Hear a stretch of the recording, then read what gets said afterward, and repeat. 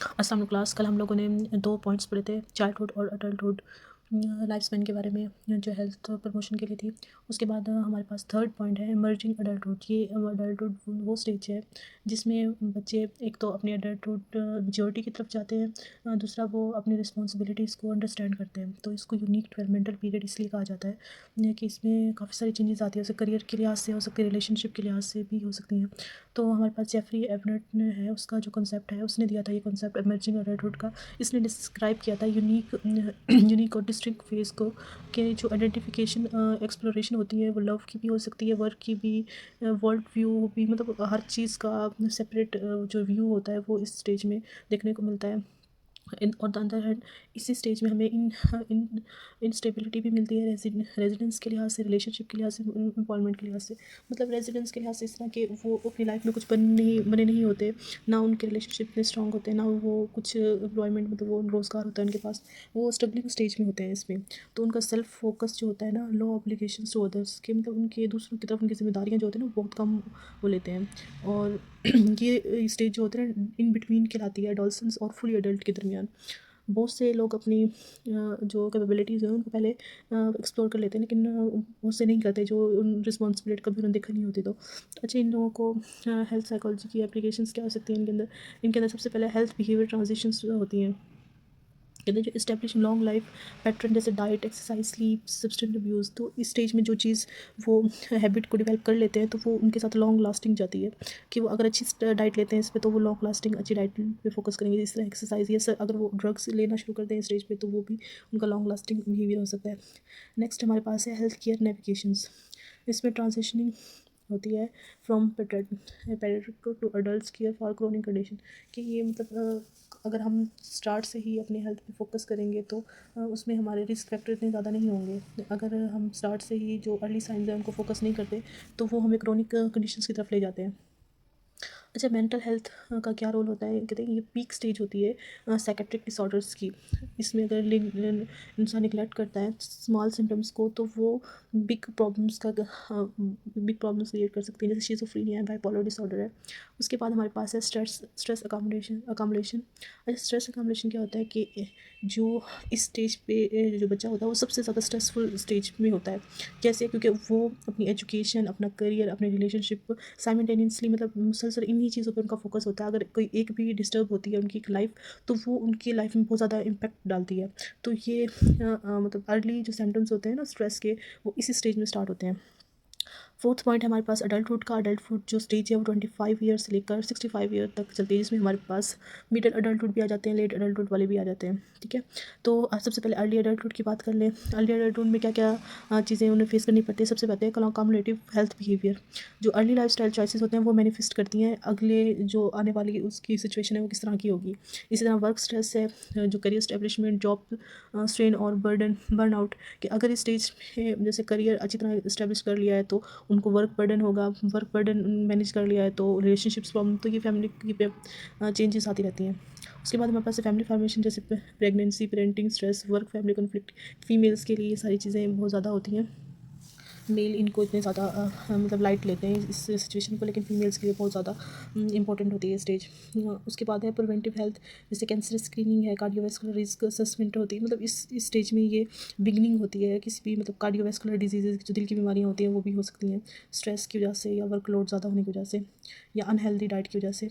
उसके बाद जो हमारे पास है मिडिल एडल्टहुड, जो 40 से 50 ईयर्स तक के लोग होते हैं, इनके यहाँ ये जो स्टेज होती है इसमें क्रोनिक इलनेस होने के बहुत ज़्यादा चांसेस। जैसे क्रोनिक इलनेस हमारे पास है, क्रोनिक कहते हैं वो सीवियर किस्म की डिजीज़, उनमें हाइपरटेंशन मतलब ब्लड प्रेशर की बीमारियाँ, और टाइप 2 डायबिटीज़ का हमेशा जो मोस्ट लाइकली चांस स्ट्रेस और एंजाइटी की वजह से होती हैं, टेंशन वगैरह से। और इसी तरह कार्डियोवैस्कुलर डिजीज़ भी स्टेज में आ जाती हैं। और दूसरा जो मिडिल एडल्ट है, फीमेल्स के अंदर जो मोनोपोज होता है, मोनोपोज मतलब पीरियड्स रुक जाना हमेशा के लिए, उसको मोनोपोज कहते हैं। एंट्रोपोज मतलब ये दोनों चेंजेस आती हैं, और इससे क्या होता है, सिर्फ ये पीरियड्स हार्मोनल चेंज नहीं हो रहे होते, बल्कि मूड, स्लीप, कार्डियोवास्कुलर रिस्क, की सारी चीज़ें फीमेल फेस कर रही होती है। उसके बाद हमारे पास है कोग्निटिव कंसर्न। कोग्निटिव कंसर्न कहते हैं कि हम जैसे जैसे एज ज़्यादा होती है कोग्निटिव डिक्लाइन होता है। जबकि कोग्निटिव डिक्लाइन होता है तो उससे memory loss, family history, dementia, anxiety, ये सारी चीज़ें आहिस्ता आहिस्ता इंसान की ज़िंदगी में आती हैं। तो ये कॉग्निटिव डिक्लाइन की वजह से होता है। उसके बाद है care giving sandwich. Care giving sandwich का मतलब है कि जो जब जैसे बच्चों को केयर की जाती है ना, छोटे बच्चों को जब वो छोटे होते हैं, वो पेरेंट्स उनकी केयर कर रहे होते हैं, इसी तरह जब वो बुढ़ापे की तरफ चल जाते हैं ना पेरेंट्स, तो उनको भी उसी तरह की केयर की ज़रूरत होती है जैसे बच्चों को। फिर उसको उन्होंने जैसे दोनों बच्चे पेरेंट्स से, बेटा या बेटी अपने मदर फादर की अगर केयर करते हैं तो उसको हम केयर गिविंग सैंडविच भी कहते हैं। इसी तरह जैसे दोनों पार्टनर मियाँ बीवी एक बच्चे की केयर कर रहे थे, उसको भी इसी टर्म से किया जाता है, यूज़ किया जाता है उसके लिए भी टर्म। उसके बाद है health behaviour change. Health behaviour change जो हमारे पास है टीचेबल मूवमेंट्स कहलाते हैं, जैसे डायग्नोसिस हो गया, हेल्थ केयर्स हो गया, मतलब किसी भी बीमारी होने से पहले उसकी केयर करना, तो उसके होने के चांसेस बहुत कम हो जाते हैं। उसके बाद हमारे पास है साइकोलॉजिकल फैक्टर्स हैं, इसमें सेल्फ रेगुलेशन है, हेल्थ लिटरेसी है, इलनेस रिप्रेजेंटेशन है और पर्सनैलिटी फैक्टर्स हैं।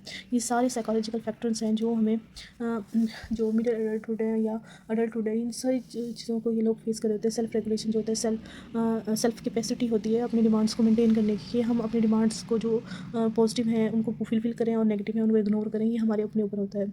इस तरह हेल्थ लिटरेसी का मतलब है कि अंडरस्टैंडिंग होना, हेल्थ इन्फॉर्मेशन होना, कि कौन सी जो हमारा भी कौन सा बिहेवियर है जिससे हम क्रोनिक हेल्थ प्रॉब्लम की तरफ जा सकते हैं, और कौन से बिहेवियर को हमें अवॉइड करें तो उससे हम बच सकते हैं। तो ये हमारे पास लिटरेसी आ जाती है, हेल्थ लिटरेसी। उसके बाद है इलनेस रिप्रेजेंटेशन। ये पर्सन मॉडल ऑफ डिजीज़ हैं जो हमें कॉमन मॉडल्स भी होते हैं, जिसमें कॉपिंग रिस्पॉन्स सिखाए जाते हैं। और पर्सनैलिटी फैक्टर्स में हमारे पास काफ़ी सारे फैक्टर्स हैं, जैसे हम कॉन्शियसनेस को देख लें या प्रेडिक्टर्स देख लें, कि हम पहले से प्रेडिक्ट कर लेते हैं कि अगर कोई इस तरह की सिचुएशन है तो आगे जाके इसका ये आउटकम हो सकते हैं। जिस तरह सब्सटेंस यूज़ अगर कोई लोग कर रहे होते हैं तो उसके स्टमक प्रॉब्लम हो सकती है आगे, और डिमेंशिया होने के बहुत सारे चांस, मेमोरी लॉस, क्योंकि ब्रेन पे इफेक्ट करती हैं ये जो अल्कोहल वगैरह होती हैं। उसके बाद हमारे पास है सोशल डिटरमिनेंट्स। सोशल डिटरमिनेंट्स में हमेशा सोशो इकोनॉमिक स्टेटस आता है, ऑक्यूपेशनल हेल्थ आती है। ये ज़्यादातर डिपेंड करता है इंसान की जो स्टेट होती है, कि वो उस कितना वो सर्वाइव कर सकता है इस डिज़ीज़ को, या वो कितने मनी एक्सपेंड करता है अपने इलाज के लिए। अगर वो गरीब है तो वो उसमें मोरालिटी के चांसेस, मतलब मोर्टेलिटी के चांसेस ज़्यादा हो जाते हैं बनिस्बत उनके जो उसको क्योर कर सकते हैं, कितने ही एक्सपेंसेस हो वो बियर कर सकते हैं उनको। इसी तरह ऑक्यूपेशनल हेल्थ है, जब जॉब डिमांड्स कंट्रोल में होती हैं तो ये इस मॉडल काफ़ी सपोर्ट करता है, क्योंकि जब बर्डन ज़्यादा होता है तो हेल्थ इश्यूज़ भी ज़्यादा होंगे। उसके बाद हमारे पास है सोशल रिलेशनशिप। जो सोशल रिलेशनशिप हैं वो हमें जैसे आइसोलेशन और लोनलीनेस, ये इम्यून सिस्टम पे बहुत ज़्यादा फ़र्क पड़ता है, कार्डियोवैस्कुलर डिजीज़, क्योंकि इस स्टेज में ना ज़्यादातर उनके लव वंस उनसे दूर हो चुके होते हैं या उनकी डेथ हो जाती है, तो वो लोनलीनेस, आइसोलेशन वो फील करते हैं इस स्टेज में वो लोग। अब हमारे पास ये था हमारा लाइफ स्पैन, जो बर्थ से लेकर जो ओल्ड एज तक के जो cognitive, physical, emotional, social changes होते हैं वो हमने डिस्कस किए हैं। उसके बाद हमारे पास एजिंग एंड हेल्थ है, साइकोलॉजिकल पर्सपेक्टिव्स में आ जाते हैं। एजिंग किस तरह हमारी हेल्थ पे असरअंदाज होती है, और कौन कौन से बीमारियां हैं या कौन कौन से इम्यूनो सेंसेस हैं जो हम लोग फेस कर रहे होते हैं। बायोलॉजिकल चेंजेस हैं उनमें नॉर्मल एजिंग आ जाती है। नॉर्मल एजिंग मतलब सेंसरी डिक्लाइन। उसमें हमारे पास परिस्पाइकोसिस आ जाती है, जैसे हेयरिंग प्रॉब्लम आ जाती है, परिबायोफोबिया मतलब वीगन प्रॉब्लम आ जाती है, रिड्यूस स्मेल और टेस्ट और फैक्ट्री न्यूट्रिशन है वो भी काफ़ी ज़्यादा इफेक्ट होती है। और मतलब न्यूट्रिशन प्रॉब्लम भी होना शुरू हो जाती है। ये कॉग्निटिव डिक्लाइन के अंदर भी आ सकता है हमारा। उसके बाद हमारे पास है इम्यूनो सेंसिस सीन है। इसके अंदर हमारा इम्यून फंक्शन होता है ना, वो इंक्रीज़ करता है इन्फेक्शन और सस्पेक्टेबिलिटी को, और रिड्यूस करता है जो वैक्सीन एफेंशियंस को। मतलब कि ना जो इस स्टेज पे हमारा डाइजेस्टिव सिस्टम या इम्यून सिस्टम होता है, वो इन्फेक्शंस जो मतलब वैक्सीन्स वगैरह उनको पहले से दी हुई होती है ना, वो उनकी बॉडी पे इतनी काम नहीं करती। तो इस वजह से उन्हें जो कोई भी वायरल बीमारी होती है वो बहुत ज़्यादा इफेक्ट करती है उस स्टेज पे। इम्यून सिस्टम इतना ज़्यादा स्ट्रॉन्ग नहीं रहता इस स्टेज पे। उसके बाद हमारे पास है कार्डियोवैस्कुलर चेंजेस। मतलब उनको दिल की बीमारियाँ बहुत होती है, हार्ट बीट का इश्यूज़ होते हैं। इसी तरह हमारे पे मस्कुलोस्केलेटन क्या होता है, सर्कोपीनिया मतलब मसल्स लॉस हो जाए, ऑस्टियोपोरोसिस हो जाती है, रिड्यूस फ्लेक्सिबिलिटी, क्योंकि ऑस्टियोपोरोसिस की वजह से ना जो हमारी हड्डियों के दरमियान कार्टिलेज होती है वो आहिस्ता आहिस्ता पिघल जाती है, और हड्डियों के दरमियान ना रगड़ आना शुरू हो जाती है। उससे जब चलते हैं तो हड्डियों में से आवाज़ आती है, उसको ऑस्टियोपोरोसिस कहते हैं। उससे चलना और इम्यूबिलिटी के बहुत ज़्यादा चांसेस हो जाते हैं। उसके बाद हमारे पास है न्यूरोबायोलॉजिकल फैक्टर्स हैं। उसमें माइल्ड कॉग्निटिव स्लोइंग, मतलब आहिस्ता जैसे एकदम सारे चेंजेस नहीं होते। जैसे अगर कोई पर्सन 40s की एज में गया है तो उसको पहले माइल्ड कॉग्निटिव फंक्शंस का सामना करना पड़ेगा, जैसे उनकी कॉग्निशन आहिस्ता आहिस्ता स्लो होगी। इसी तरह न्यूरो प्लास्टिसिटी है, जैसे उसको फ़ौरन से डिमेंशिया नहीं हो जाएगा फ़ौरन से, उनको पहले आहिस्ता आहिस्ता चीज़ें भूलने लगेंगे, वो कि वो कोई चीज़ रख के भूल गए, उनको याद नहीं आ रही, तो ये आहिस्ता आहिस्ता होता है और फिर वो लॉन्ग टर्म के लिए बन जाता है उनकी पर्सनैलिटी का पार्ट। उसके बाद हमारे पास है डिस्टिंग्विशिंग नॉर्मल फ्रॉम पैथोलॉजिकल, मतलब जो हम कुछ सिम्टम्स ऐसे होते हैं हम उनको नॉर्मल समझ के इग्नोर कर देते हैं, लेकिन वो आगे जाके हमें सीरियस इलनेस की उसकी वजह बनते हैं। जैसे माइल्ड कॉग्निटिव इम्पेयरमेंट है, जिसमें immediate state of normal ageing और डिमेंशिया। जैसे जैसे आहिस्ता आहिस्ता, अगर मैंने अभी आपको मिसाल दी थी कि शुरू में वो लोग थोड़ी चीज़ों को भूलना शुरू करेंगे, लेकिन बाद में वही चीज़ें बहुत ज़्यादा इशू क्रिएट करेंगी उनकी पर्सनैलिटी के अंदर। उसी तरह फेरिलिटी सिंड्रोम है, जो मल्टी डायमेंशन सिंड्रोम है। मल्टी सिंड्रोम का मतलब होता है कम्बिनेशन ऑफ डिजीज़, मतलब इसमें कम्बिनेशन ऑफ डिजीज़, काफ़ी सारी डिजीज़ होती हैं जो इकट्ठा एक बॉडी पे मतलब अटैक करती हैं, और उसके रेजिस्टेंस चांसेस जो होते हैं ना बहुत कम हो जाते हैं। उसमें जैसे हमारे पास एड्स है, HIV वायरस है, वो हमारे इम्यून सिस्टम को अफेक्ट करता है।